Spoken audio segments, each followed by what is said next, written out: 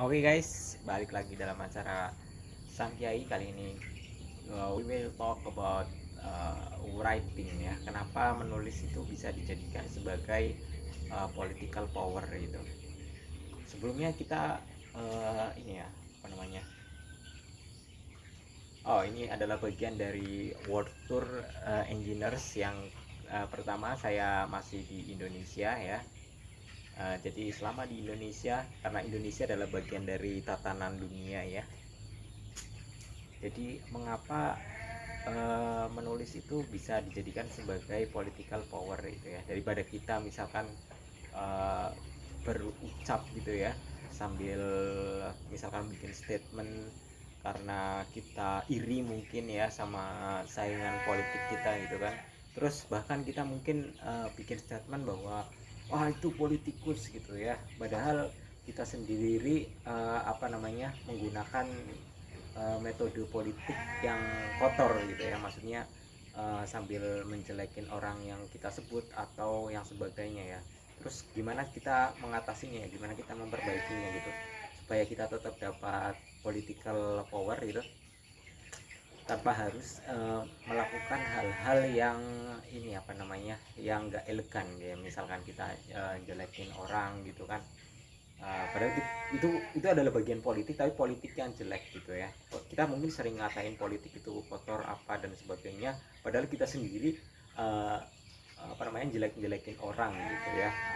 Itu adalah bagian dari politik yang kotor. Sebenarnya politik itu sendiri apakah sekotor itu gitu ya? Kalau misalkan kita angkat dari uh, siapa sih Sohoki gitu ya, yang mengatakan bahwa politik itu kotor, itu mungkin karena dia belum baca karyanya Hannah Arendt gitu ya. Kalau politik menurut Hannah Arendt itu adalah sesuatu yang suci gitu ya.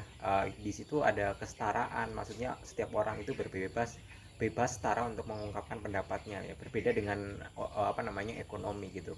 Kalau misalkan di dalam politik gitu ya, kita nggak melihat tentang adanya budak tuan gitu ya. uh, Kondisi di mana adanya budak dan tuan itu terjadi dalam kerangka yang ekonomi gitu ya, itu yang dikatakan sama Hannah Arendt gitu. Jadi ya bebas berbicara gitu, apa namanya, misalkan kalau kalian nggak mendengarkan orang dengan karena kalian nggak menghormati orang tersebut gitu ya, otomatis itu ada tatanan ekonomi ya, ada sifat ketuan dan budak gitu ya. Itu masih uh, menurut Hannah Arendt itu masuk masuk kategori kepandangan apa namanya ekonomi ya. Ada struktur sosial yang membedakan, misalkan dia boleh berbicara, dia boleh tidak, sementara dalam politik di atau yang disebut sebagai ruang publik ya, yang dikatakan sama Hannah Arendt, itu kita nggak melihat bahwa dia adalah seorang tukang cangkul atau dia seorang dokter gitu ya, selama argumennya bagus dan misalkan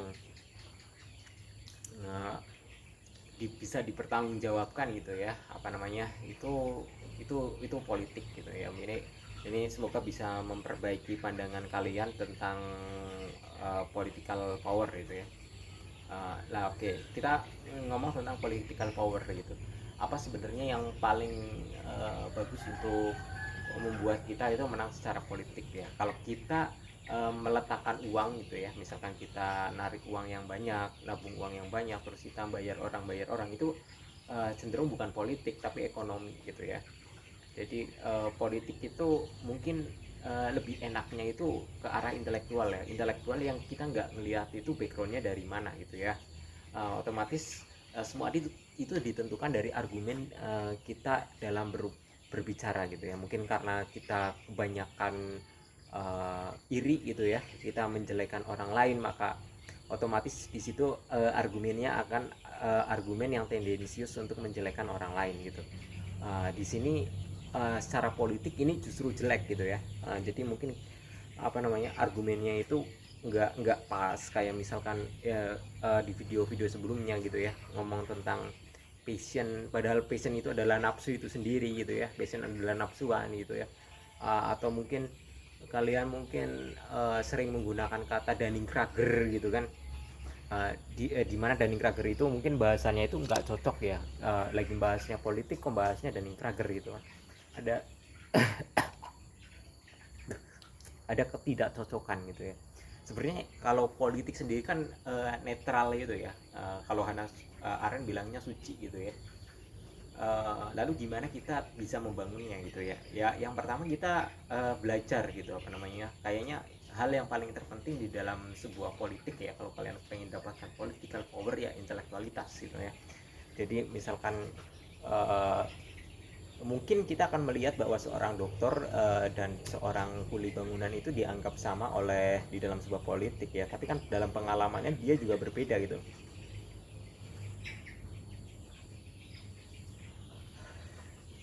Misalkan ya, kuli bangunan diajak argumentasi tentang Uni Soviet, sama dokter yang diajak argumentasi tentang Uni Soviet juga berbeda ya. Walaupun kondisinya kita sama ratakan ya, tetapi knowledge itu tetap tetap beda ya, secara intelektualitas tetap berbeda gitu.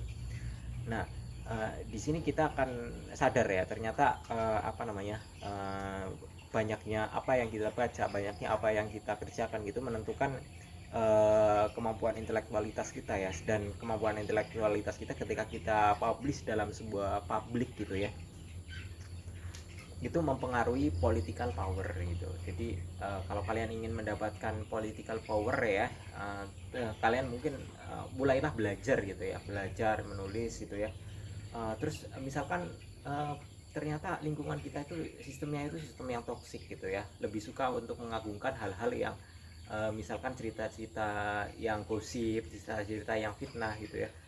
Gimana gitu kita menanggapi hal tersebut gitu ya, kan itu jelek ya. Misalkan kita banyak sekali hoax tentang diri kita atau apa ya, yang paling bagus itu adalah kita untuk menulis ya. Menulis mungkin kalian bisa menulis dalam bentuk teks atau menulis dalam bentuk karya gitu ya, supaya social culture, cancel culture-nya itu bisa diatasi dengan mudah gitu ya. Yang penting apapun yang terjadi itu kalian tetap berargumen ya, dan selalu diperbaiki argumennya, supaya apa namanya, pada akhirnya sejarah itu akan membuktikan bahwa yang menang secara politik ya, itu siapa di dalam uh, diskursus politik itu sendiri gitu.